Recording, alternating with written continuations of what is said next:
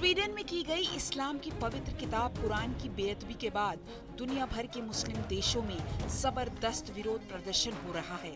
इसमें तुर्की, Pakistan, Afghanistan, Iraq, Syria, Malaysia समेत कई देशों में लाखों लोग रैलियां निकाल रहे हैं, नारेबाजी हो रही है और स्वीडन के खिलाफ एक्शन की मांग हो रही है। बावजूद इसके स्वीडन के रास्मुस पुलेदान ने एक बार फिर इस्लाम की पवित्र किताब कुरान को जलाया।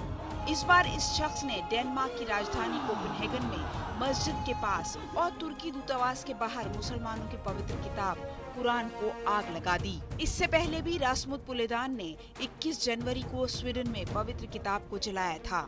इस घटना के बाद से ही तुर्की समेत दुनिया के मुस्लिम देशों ने स्वीडन से अपनी नाराजगी जाहिर की थी।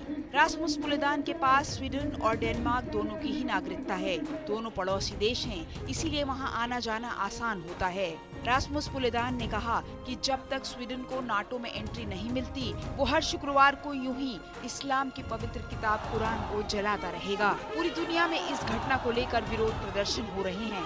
पाकिस्तान की राजधानी इस्लामाबाद में पुलिस अधिकारियों ने स्वीडिश दूतावास के बाहर मार्च करने की कोशिश कर रहे प्रदर्शनकारियों को रोक दिया। वहीं बैरूत में लगभग 200 गुस्साए प्रदर्शनकारियों ने बैरूत के केंद्रीय शाही चौक पर नीले गुंबद वाली मोहम्मद अल अमीन मस्जिद के बाहर स्वीडन और नीदरलैंड के झंडे जलाए। लेकिन हम इसकी इजाज़त नहीं दे सकते कि आज़ादी इजहार के नाम पर कुरान पाक की बेरुमती की जाए। स्वीडन को इससे माफ़ी भी मांगनी चाहिए और कार्रवाई भी करनी चाहिए उस तंजीम के खिलाफ कि जिसने ये इंतहा पसंदी की है। ये जो इंतहा पसंदाना रवैया है, इस रवैये के नतीजे में दुनिया का अमन तबाह हो रहा है।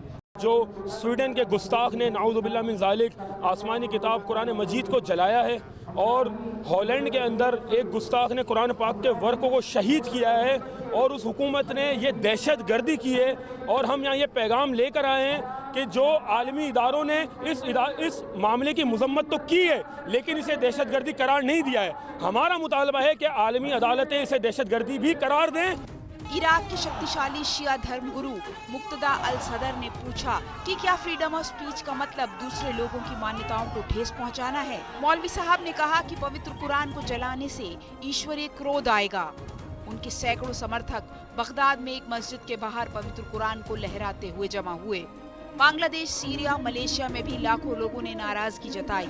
अफगानिस्तान में लोगों ने झंडों के साथ नारे लगाए, स्वीडन के झंडे जलाए। सड़कों पर दूर दूर तक लोग ही लोग नजर आ रहे थे।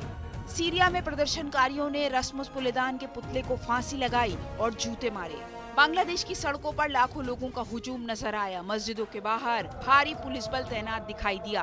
वहीं स्वीडिश अधिकारियों का कहना है कि उनका संविधान फ्रीडम ऑफ स्पीच की गारंटी देता है और लोगों को सार्वजनिक रूप से अपने विचार व्यक्त करने का अधिकार है। हालांकि हिंसा और अभद्र भाषा के लिए उकसाने की अनुमति नहीं।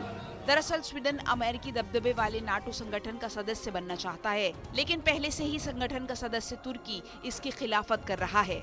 और अब पवित्र कुरान जलाए जाने की घटना के बाद स्वीडन का नाटो में शामिल होने का सपना बस सपना ही लग रहा है।